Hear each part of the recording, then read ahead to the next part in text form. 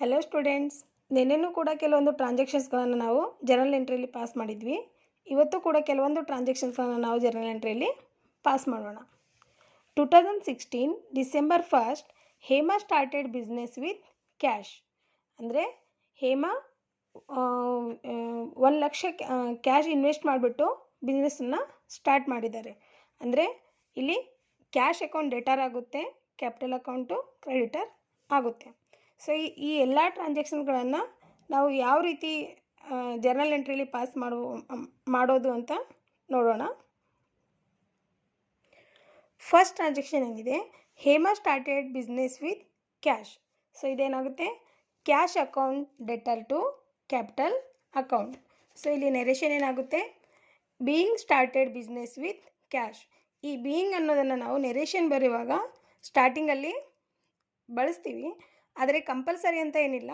ನಾವು ಡೈರೆಕ್ಟಾಗಿ started business with cash ಅಂತ ಕೂಡ ನೆರೇಷನನ್ನು ಬರಿಬಹುದು. Next transaction, open a bank account with SBI.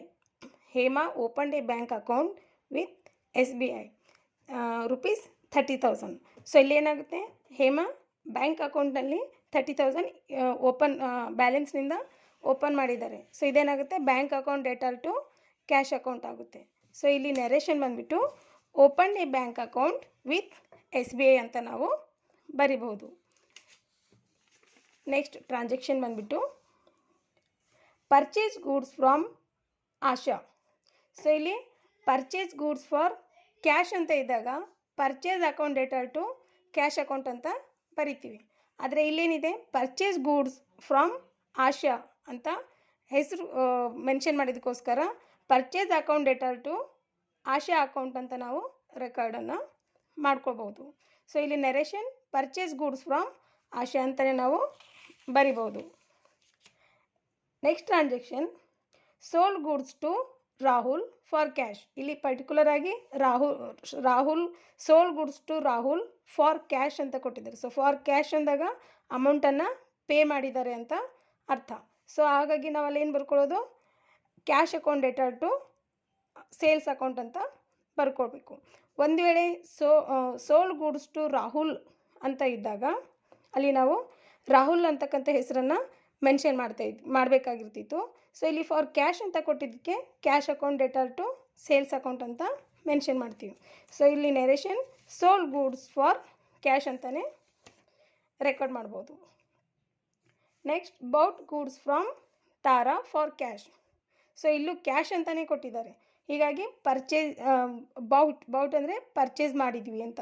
So purchase account debtor to cash account, bought goods from Tara for cash ಅಂತ ನಾವೇನು ಮಾಡ್ಬೋದು, ಅಲ್ಲಿ ಟ್ರಾನ್ಸಾಕ್ಷನನ್ನು ಮೆನ್ಷನ್ ಮಾಡ್ಬೋದು.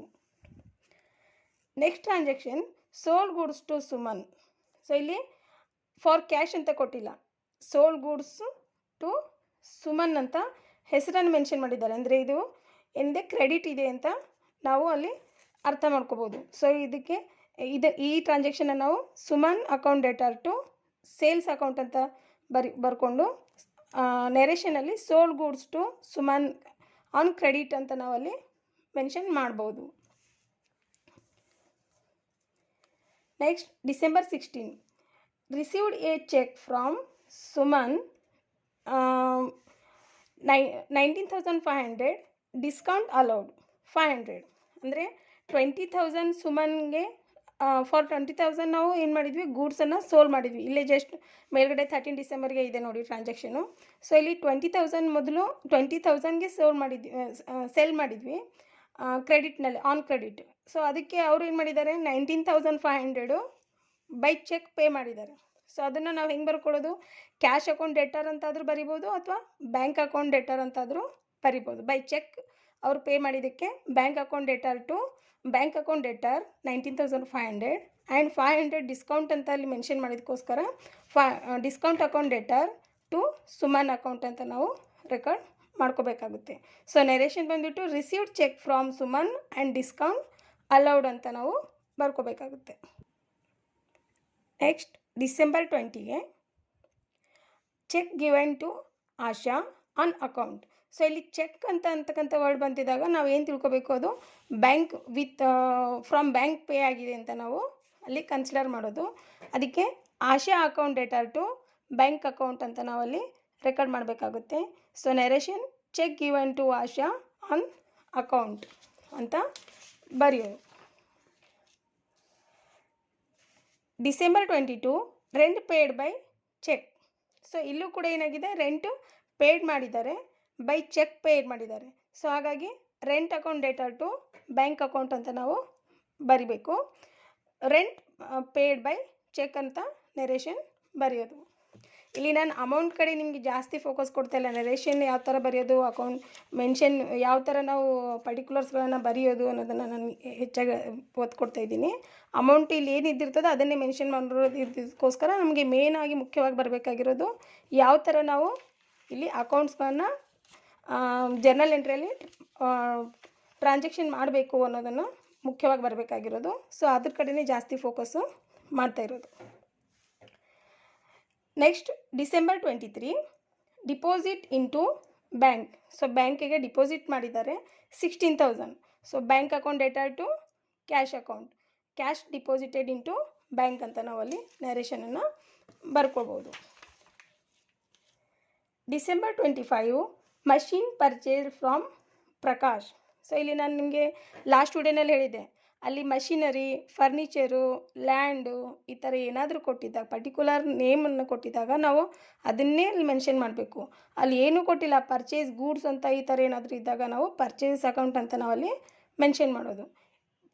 ಬೈ ಕ್ಯಾಶ್ ಅಂತ ಕೊಟ್ಟಿದ್ದಾಗ ನಾವು ಕ್ಯಾಶ್ ಅಂತ ಅಲ್ಲಿ ಮೆನ್ಷನ್ ಮಾಡ್ತೀವಿ.